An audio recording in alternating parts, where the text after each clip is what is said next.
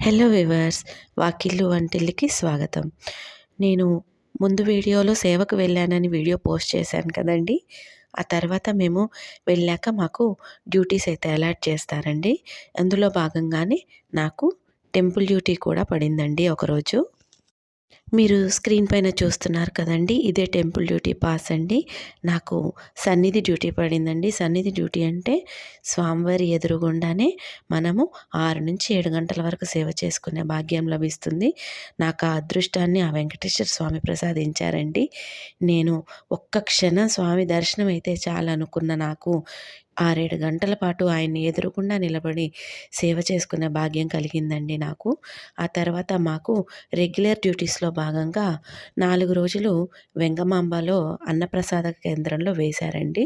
ఇక్కడ మాకు hall number 4లో duty అయితే వేయడం జరిగింది. ఇక్కడ మేము అరిటాకులు శుభ్రం చేయడము, అవి నీట్‌గా ఉన్నవి తీసి సెపరేట్ చేయడము నుంచి మనము గ్లాసులు పెట్టడము వరకు అన్ని పనులు మా గ్రూప్ అందరం కలిసి చాలా చక్కగా చేశామండి. మనకైతే ఈ సేవ చేస్తున్నంత సేపు కూడా ఇంత కష్టపడుతున్నాము అని అనిపించదండి. స్వామివారి సేవలో అంత లీనమై, మమేకమై చేస్తామండి. ఇక్కడ మేమొక్కరమే కాదండి, ప్రతి టీము ఇలాగే చేస్తుంది. అలాగే నెక్స్ట్ 3 రోజుల్లో భాగంగా మాకు కాజు కటింగ్‌లో పడిందండి. ఇక్కడ కట్ చేసిన కాజు అంతా కూడా స్వామివారి వివిధ ప్రసాదాలలో వినియోగించబడుతుందండి. చూశారు కదా!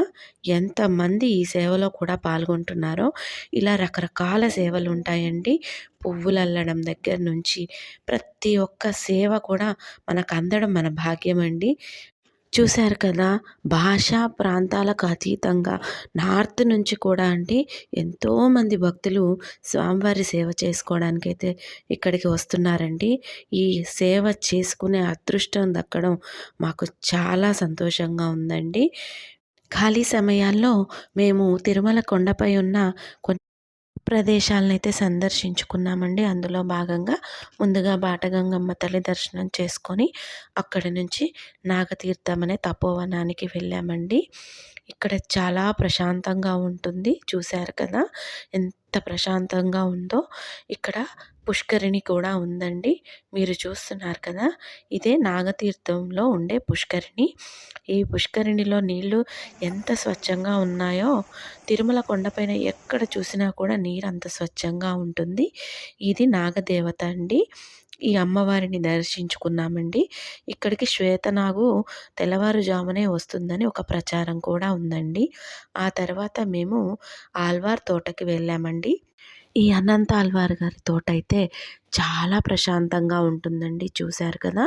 ఇది పొగడ చెట్టండి. ఎంత పెద్దదిగా ఉందో చూశారు కదా! మహావృక్షం అండి ఇది.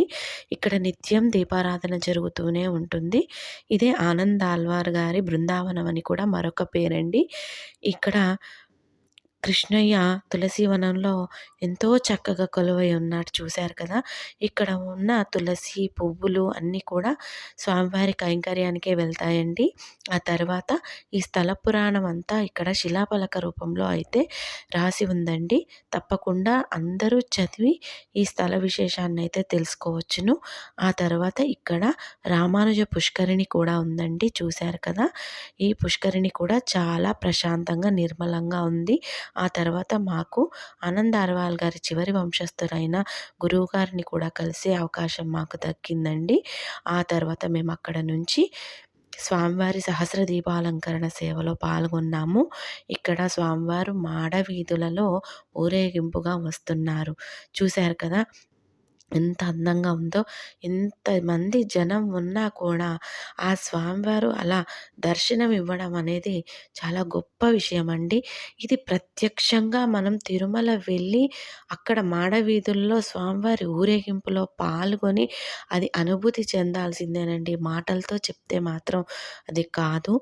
ఇప్పుడు స్వామివారు మాడవీధుల్లో ఊరేగింపు ముగించుకొని ఆలయ ప్రవేశం చేశాక మన గజరాజులు తమ స్థావరాలకి తిరుగు ప్రయాణమయ్యారండి. ఈ ఊరేగింపులో పాల్గొనడం అనేది ఒక మధురానుభూతి అండి. తిరుమల కొండపై ఇంత భాగ్యం కలిగించిన ఆ వెంకటేశ్వర స్వామికి కృతజ్ఞతలు తెలుపుకుంటూ మేము దిగువ తిరుపతికి ప్రయాణమై వచ్చామండి.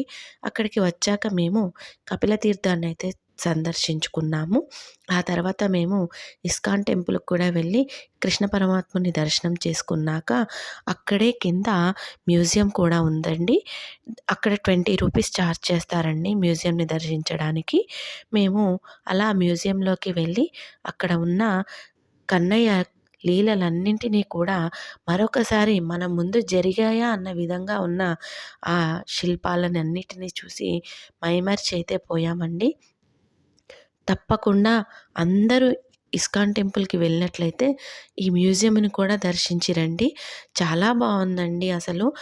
చాలా ప్రశాంతమైన వాతావరణంలో హరినామ సంకీర్తన మధ్యలో ఇలా మా ప్రయాణాన్ని, మా సేవని ముగించుకొని మేము ఆ మధురానుభూతులన్నింటినీ మాతో పాటుగా మోసుకుంటూ తిరుగు ప్రయాణమైతే అయ్యాము.